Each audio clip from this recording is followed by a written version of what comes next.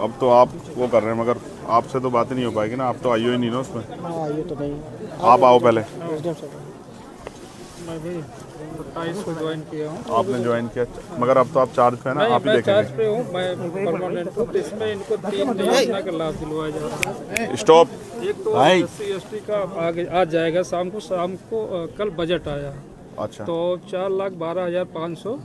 मुझसे थोड़ा पीछे को हो जा रहा हूँ। ये देख लीजिए, ये एक सेकंड। आप कब आए? यहाँ मैं 27 को है। आप 27 में आए। 27 को। फिर भी 7 दिन के अंदर वो पैसा जमा कराना होता है, आपको पता है? हाँ, ये उसमें रूल में मैं आपके खिलाफ SC/ST एक्ट का मुकदमा करा सकता हूँ, आपको पता है? नहीं पता तो मैं आपको बता देता हूँ कि अगर आपने 7 दिन में पैसा इनके खाते में नहीं भेजा ना, CO साहब को भी, CO साहब और आप पे दोनों मुकदमा करा, DM साहब पे भी 1 मिनट लगी कराने में। बहुत छोटा सा काम है मेरे लिए, चुटकी भर का। आप चाहोगे मुकदमे में फंसना? ये अच्छा नहीं है। दूसरी बात, अभी तक इस परिवार को परमानेंट सुरक्षा नहीं मिली और आप जानते हैं क्या माहौल है। ठीक है, PSC लगी। हाँ, आप पहले परमानेंट सुरक्षा ऑर्डर कराओ इनके लिए। लगी है। ठीक है, PSC ठीक है, अच्छी बात है लगी, लेकिन परमानेंट सुरक्षा का ऑर्डर कराओ। ये कहीं जाएंगे तो क्या करेंगे? कहाँ जाएंगे? PSC बंद के बैठ जाएंगे? इनके बच्चे क्या स्कूल नहीं जाएंगे क्या? हमारी ये जिम्मेदारी है कि यहाँ सुरक्षित माहौल बने।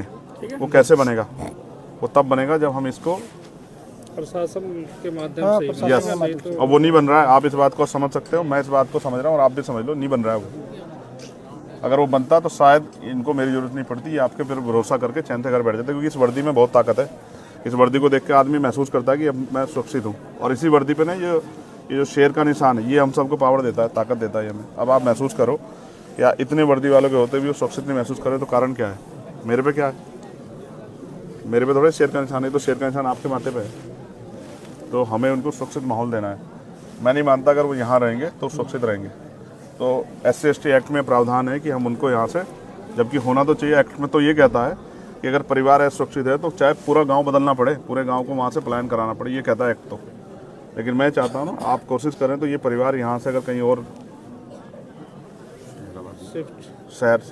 शहराबाद में शिफ्ट हो जाए तो ये अपना जीवन जी सकते हैं। घटना होगी, मैं उससे नहीं कह रहा हूँ, उस पर बार बार चर्चा नहीं करना चाहता हूँ, लेकिन अब हमें ये साबित करना है कि हमारे यहाँ कानून व्यवस्था अच्छी है और हमारे यहाँ हर आदमी अपनी ड्यूटी कर रहा है। एक्ट ये कहता है, आप पढ़ लेना, मेरा पढ़ा हुआ है, कि अगर परिवार असुरक्षित महसूस करता है तो पूरे गांव को प्लान कराना पड़े तो पूरा गांव प्लान होगा। लेकिन मैं आपसे कह रहा हूं कि हम इस परिवार को शिफ्ट करा सकते हैं, कि इस परिवार के लिए कहीं रहने की व्यवस्था हो जाए, ये सह सम्मान रह सके, और ये लड़ाई यहीं किसी उसमें रहे, ये लड़ाई बढ़े ना। क्योंकि मैं और आप जानते हैं, आरोपी अपनी जान बचाने के लिए इनको नुकसान पहुँचा सकता है। मैं एक बात से सहमत नहीं हूँ, जब पीड़ित वो छोटा बच्चा जिसने देखा, उसकी पत्नी कह रही है कि मोहित मौके पे था, फिर उसको इग्नोर नहीं किया जा सकता है। आप ऐसा मत करो कोई भी, आप उसको अरेस्ट करो, ठीक है? अरेस्ट करो और कोर्ट में चार्जशीट में बताओ क्या है, वो है या नहीं है। उसको ऐसा मत करो कि उसको खुली छूट मत दो, इससे न्याय नहीं होगा, बिल्कुल नहीं होगा ऐसे न्याय। आप उसको अरेस्ट करो, सबसे पहले उसको अरेस्ट करके जेल भेजो और अपनी चार्जशीट में बताओ क्या है। कोर्ट को बताना कि भाई आपने क्यों उसको किया, आपने FIR है ना नामजद उसके खिलाफ। आप जज मत बनो, सब लोग जज बनना गलत है, ये आपका काम है ही नहीं है, मेरा आपका काम नहीं ना, ये कोर्ट का काम है। अगर ये हत्या किसी दलित के बच्चे ने कर दी होती ना, तो आप तो पूरे परिवार को चौराहे पर ला देते। पुलिस में जानता हूँ अच्छी तरह से, ठीक है? उनके मकानों पर बुलडोजर चल जाता। मैं नहीं चाहता किसी घर बुलडोजर चले, मेरे उसके परिवार से कोई लड़ाई नहीं। लेकिन आप मोहित को अरेस्ट करो, जब वो उसकी पत्नी कह रही है, वो आई विटनेस है ना, उसका बेटा भी, वो भी कह रहा 12 साल का, कि वो मौके पे था। तो आप कोई फैक्ट पे मत जाओ, अभी फैक्ट आप कोर्ट में पेश करना, उसकी बेल के टाइम दे देना, उनकी मदद कर देना, मुझे कोई दिक्कत नहीं है। लेकिन अब आप उसे गिरफ्तार करो। और अगर आप ये सोचते हो कि भाई गिरफ्तार नहीं करेंगे तो फिर मुझसे कोई उम्मीद मत करो, बिल्कुल। मैंने तो कह दिया कि हम 8-10 दिन बाद एक बड़ा प्रोटेस्ट करेंगे और अनिश्चितकालीन करेंगे। बिल्कुल मुझे कोई वो नहीं है, मेरे पास कोई ऐसा मेरी नौकरी नहीं है ना, मैं कोई ऐसा, मैं सदन में मेरे बगैर नहीं चलेगा। मैं नहीं जा रहा हूँ कहीं भी, मैं तो आ जाऊँगा। आप तय कर लो अपने, उससे मैंने आपको बता दिया 2 चीज़ें। एक, आप लाइसेंस की व्यवस्था कराओगे उनको, आर्म्स लाइसेंस उनका बनवाओगे, ये दोनों बच्चों का, ये इनका राइट है। 2 भाई हैं ये, दोनों भाइयों, क्योंकि इनको तो खतरा है ना, इनको तो चाहिए आर्म लाइसेंस। मुझे और आपको थोड़ा चाहिए, जिसको खतरा उसी को जरूरत है ना भाई। आर्म लाइसेंस किस लिए?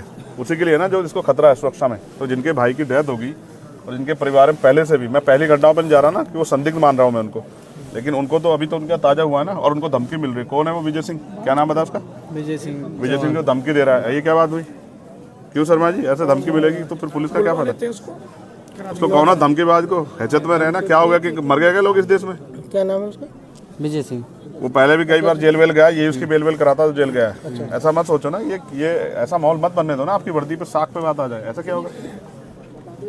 आपके लिए भी जाति में मायने रखती है? मुझे तो नहीं लगता मायने रखती है, बिल्कुल नहीं रखनी चाहिए। जब आपने वर्दी पहन ली और आप उस कुर्सी पे बैठ गए तो कोई जाति नहीं हो सकती है। कोई जात नहीं है। तो इसलिए आपसे कह रहा हूँ, एक तो उसको विजय को समझाओ कि अपनी हैसियत में रहे, उससे बाहर ना जाए। अगर वैसा मन हो तो फिर ये खराब हो जाएगा, और हम किससे कमज़ोर नहीं है, ये बात अच्छी तरह समझ लें। और हमने कई बार, राजीव हमारे यहाँ रह गए, वो जानते हैं, हम उसमें पढ़ना नहीं चाहते, बिल्कुल कह रहा हूँ, बिल्कुल। लेकिन अगर बच्चों पे आँच आ गई ना तो मुझसे नहीं बुरा होगा कोई, ये बात आप सोच लेना। नहीं। अगर आप किसी ने मुझे बताया ना, मैं इनसे मैंने दे दिया नंबर, इनको टच में रहूँगा। अगर इन्होंने कहा धमकी कोई दे रहा है तो फिर मैं यहीं आके बैठ जाऊँगा, निश्चिंत मैं नहीं जाऊँगा, मेरा घर है। फिर आप अपने आप संभालना। कोई प्रॉब्लम नहीं कि वो हम देख लेंगे इनको, बिल्कुल निश्चिंत रहिए। एक इनका पारिवारिक लाभ अलग कर दिया गया है, ठीक है। एक जो है मुख्यमंत्री बाल सेवा योजना, ठीक है, वो कर दिया गया, वृद्धावस्था पेंशन कर दिया गया। और आप रहने वाले कहाँ के? मैं अम्बेडकर नगर का हूँ। Very good. मैं आपसे रिक्वेस्ट कर रहा हूँ, आपकी कलम में बहुत ताकत है, और डीएम साहब से मैं कहूँगा, एक तो इनके लिए पेंशन का प्रावधान है, इसकी माता जी के लिए, वो पेंशन का प्रावधान आप कर सकते हैं, जबकि इसमें कल ही चर्चा हुई है। हो गया आप भी जानते हैं ना भाई, कल से पहले चर्चा नहीं हुई ना। 27 को ज्वाइन किया तो मुझे पता चला, तो मैं फिर आकर एक्टिव किया। आप महसूस करो ना, कल ही इनसे आधार कार्ड मांगे ना, ये नहीं हुआ है। देखो, अगर आप ही सब लोग अपने आप सही कर देते ना तो मेरी जरूरत नहीं पड़ी। क्या करेगा चंद्रशेखर? मैं भी आपसे कहूँगा ना भाई, मैं किसे कहूँगा? तो नहीं हुआ, वो सच बात बता रहा हूँ, नहीं हुआ, उस तरह से नहीं हुआ। हो सकता है कोई दबाव को प्रेशर हो। आधार कार्ड ज्वाइंट खाते के लिए मांगे गए होंगे कल वो सबसे पहला वो है, वो एक्ट का हिस्सा है, वो हमारी ताकत है। पहले आप ये बताओ, ये लड़ेंगे कैसे ये अपने भाई? अगर वो बेल के लिए हाई कोर्ट चला जाए,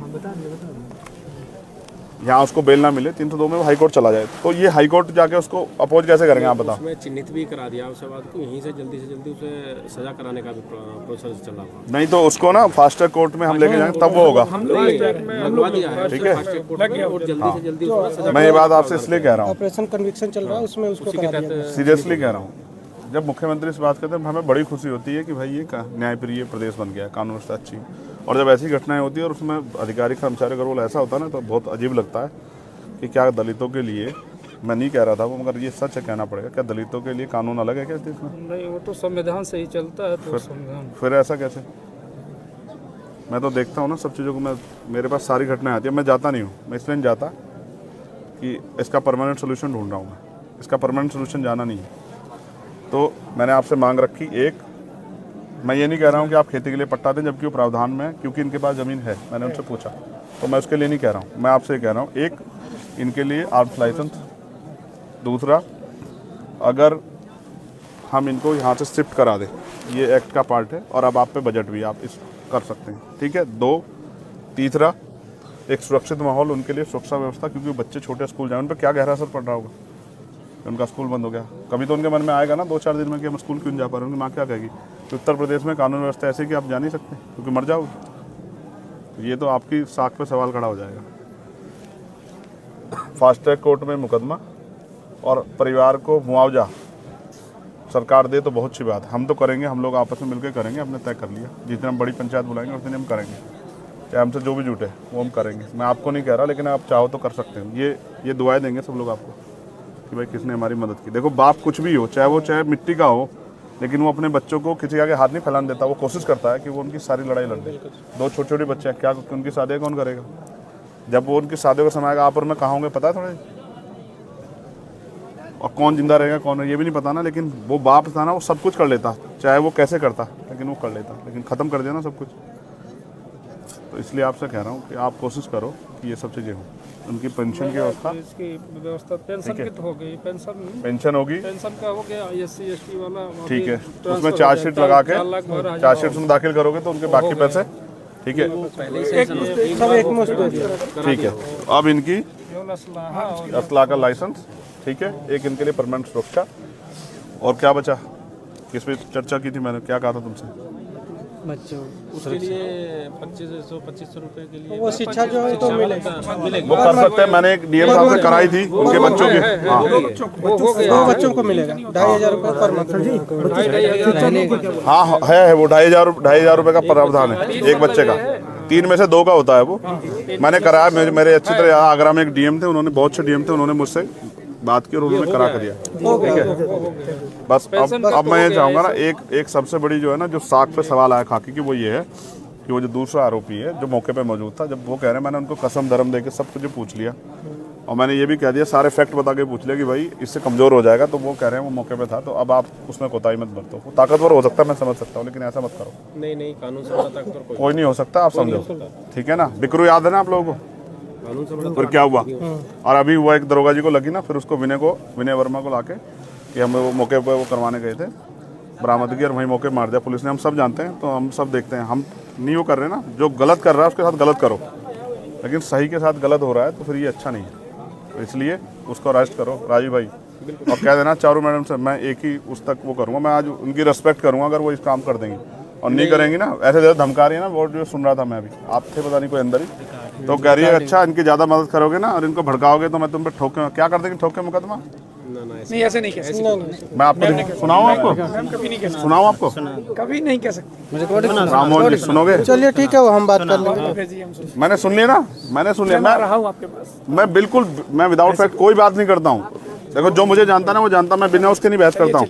मैंने वो सुनी हो, कह रही है हम करते रहे अपना काम, तुम्हें कोई बात करनी हाँ करो, उनसे मत, उनके रिश्तेदारों को नहीं बात करने, तो क्या कर रहे हो, ऐसे होता है कानून व्यवस्था। अधिकतर तो सारी जितनी भी आपकी बातें हैं एसडीएम साहब ने बताया था, परसों ये प्रोसेस में पूरी होगी। एक लाइसेंस वाला इनका फार्म मैं लाइसेंस और स्थापन कर लो। मैं आपको एक सीनियर अधिकारी मानते हाथ जोड़ के आपसे आग्रह करूँगा, आज तारीख तो है, मेरा आज मैं 11 तारीख को इन्फॉर्मेशन लूँगा और 11 तारीख तक मैं देखूंगा कि आपने कहाँ तक वो बढ़ा दिया। 11 तारीख की शाम को फिर मैं इस पर अपना मत रखूंगा, मैं आपसे बिल्कुल स्पष्ट कह रहा हूँ। उसकी जरूरत फिर मैं, हो जाएगा, ठीक है, उससे पहले आप ये समझना कि ये चंद्रशेखर ने आपसे आग्रह किया हाथ जोड़ के कि उसको आप कर दो, ठीक है, लाइसेंस करा दें, हो जाएगा। मैंने उनको वचन भी दिया कि आपको आपकी सुरक्षा में कोई कोताही नहीं होगी, इसको आप कह के आज ही करा दो सीओ साहब। बिल्कुल बिल्कुल, ठीक है, हाँ, आचार संहिता लगने से पहले। ये हम कराते हैं। मैं अपने लिए नहीं मांग रहा हूँ ना, देखो आप महसूस करो, मैं तो वो हूँ गोली खा के बैठा हूँ, मैं अपने लिए नहीं कह रहा हूँ। और मैंने नहीं कहा हमारे डीएमएसएसपी को, मैंने उनको लाइसेंस के लिए कहा, उन्होंने मेरी अपनी मजबूरी बता दी, मैंने कहा छोड़ दो, मैंने जब मौत आएगी आ जाएगी, लेकिन इनके पास मौत तब आएगी जब चंद्रशेखर नहीं होगा। तो ये बात आप इसमें करना, और विजय भाई साहब को बुला लेना, बड़े मजबूत आदमी हैं, उनको कहना ये उत्तर प्रदेश है और ये अब इसमें ये चलेगा नहीं जो आप कर रहे हो, धमकाना उमकाना बंद कर दें। मुकदमा आपने अपराध किया तो मरो ना, आप जेल जाओ, क्या वो मुसीबत है, सजा काटो ना, क्यों डर रहे हो। जब आप अपराध कर रहे हो तो फिर क्यों डर रहे हो, अपराध करते क्यों नहीं सोचा आपने फावला चलाते हुए, ठीक है। तो ये मेरा आपसे हाथ जोड़ के आग्रह है सब साथियों से कि आप इसमें मदद करा। ड्यूटी है, आप इसमें हम लोग की ड्यूटी है। आप उसको जल्दी से मुझे बता दो, आप वो काम करके जो मैंने आपसे उम्मीद की है राजू भाई। आप ये हमारे यहाँ बहुत चर्चित चेहरे थे, मैं इनकी बड़ाई नहीं करता, नहीं कह रहा हूँ, इन अपराधी कांपते थे इनके नाम से, सिंघम कहते थे इनको हमारे यहाँ के, पता नहीं क्या हो गया। यहाँ भी है, यहाँ भी सर सिंघम, यहाँ भी है सिंघम। दिख नहीं रहा ना मेरे आने से पहले हो जाता तो मान लेता कि भाई वही थे। मैं ये क्षेत्र है, आप रहेंगे राममोहन जी हमारे यहाँ? मैं भोपाल में रहा हूँ, समंदा सी वाले में मेरी आपकी बहुत मुलाकात है, 2 साल लगातार भोपाल। देखो आप कितने अच्छे, देखो वहीं रह के आना हमारे यहाँ, कितना अच्छा है। यहाँ थोड़ा सा दिक्कत है ना, कोई दिक्कत नहीं, कोई दिक्कत नहीं।